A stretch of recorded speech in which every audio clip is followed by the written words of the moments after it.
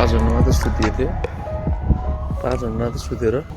4:15 को बस चढ्ने हामी कोसिसमा छौँ सियोरै छैन बस आउँछ कि आउँदैन भनेर पहिला घटना सुन्दा चाहिँ बस आएको थिएन अरे बस आएन भन्दा यो 3:30 बजी उठेको त मतलबै भएन नि त्यसको 3टा रौँ हल्लिरहेको छ त्यस्तो चिसो भएको छैन 3टा रौँ हल्लिरहेको छ त्यस्तो चिसो भएको छैन र आज हामी जानु लागेको चाहिँ पाम बिच किन जानु लाग्यो भन्दाखेरि दुईजनाको छुट्टी मिल्नु भनेको त बिरले बसायो कहाँ म जानुपर्छ ल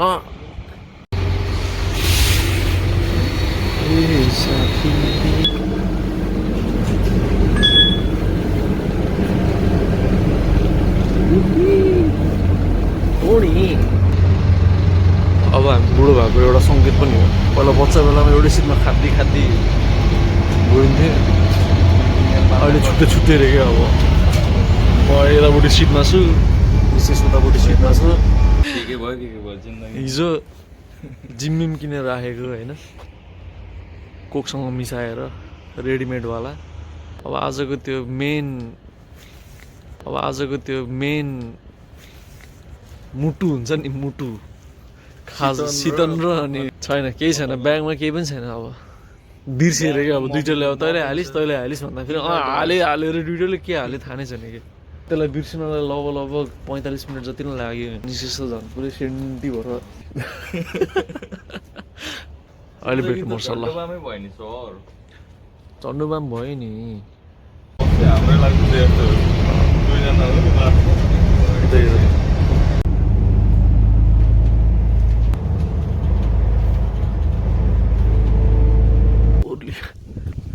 हामी तपाईँको 3:30 बजी उठेर गाडी चढेर हामी अहिले 6:30 बजे पाम बिच आइपुग्यौँ अझै तारामा टिङ्ग देखिरहेको छ क्यावन हो त्यो देखिनेर होइन अनि त्यसरी हामी आइपुगेको जाडो बढिरहेछ यहाँ तारा देखिरहेछ अझै पनि के को लागि थाहा छ यो सबै गरे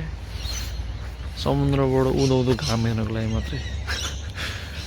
र आज त्यो सक्सेस हुन्छ जस्तो लाग्यो ल कफी खाएर अब हिँडिहाल्नुपर्छ कफी खाने ठाउँ क्या अब ल निशेषले किराना बस्नु जस्तो के हो भन्दै थियो होइन कफी खाने ठाउँ रहेछ अब ल जाउँ न कफी हान्दिनु कफी सप काट्नु चाहिँ हाँस उठेको यस्तो रे निशेषले कस्तो त्यो नेपालको किराना पसल जस्तो देखियो यार होइन यस्तो खालको थाहा छ कि किराना पसलै रहेछ क्या अब तर त्यो नेपालमा अस्ति मान्छे हुँदैन नि पसलले त्यस्तै भइदिरहेको मान्छे थिएन भने कफी खानुपर्छ भनेर फ्यास्स भइदिएर 7:01 मा सनराइज छ अहिले 6:40 भयो 6:40 गयो यस्तो पेस बढाइरहेछ हामीले होइन सनराइज मिस नहोस् भनेर देखिन थाल्छ क्या एकचोटि एक झलक चाहिँ हेरिदिउँ यहाँबाट ल हेर्नुहोस् ओए टु साइडेड ओसन कसम भने यति बजी हिँड्दा फिर्दा यार खुट्टा त पुरै त्यो डम्मेल उचाला जस्तै हुँदो रहेछ ल ट्राभल गरेर कसरी ट्रेकिङ गर्ने होला अबे भरेकै नचढे कति भइसक्यो अनि हान्दो रहेछ यार फिजिकली त कमजोरी भएको बडी लडबडी अब आइसक्यो नि निशेष पनि आइसक्यो मलाई पुरा उहाँमा भइसक्यो होइन अब म जति पनि सहरमा नै चढिन्छ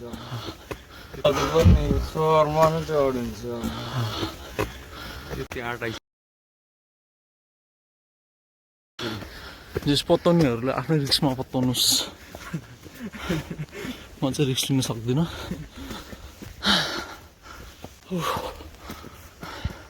ठाडो उकालो छ नि यार यहाँ त कहाँ पुगिसक्यो मान्छेलाई यो 10 मिनट उकालोले बाबाले गलाइदिएन सकिँदैन सास फेर्नु पनि पऱ्यो कसम भने 10 मिनटमा यो उकालो कटरिङ प्रेसरले हाने के 7-1 मा काम निस्किँदैछ 58 भयो तर हामी टपमा नै आइपुगिसक्यो फाइनली समुद्रबाट सनराइज हेर्ने इच्छा थियो नि जुन त्यो पुरा बाँकी थिएन कि पुरा दौडेँ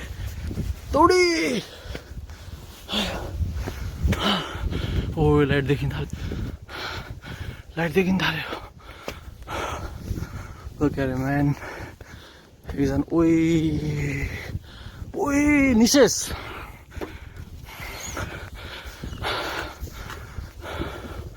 Oi, ये तो अति बवाल दिखते रहे यार. Look at that, man.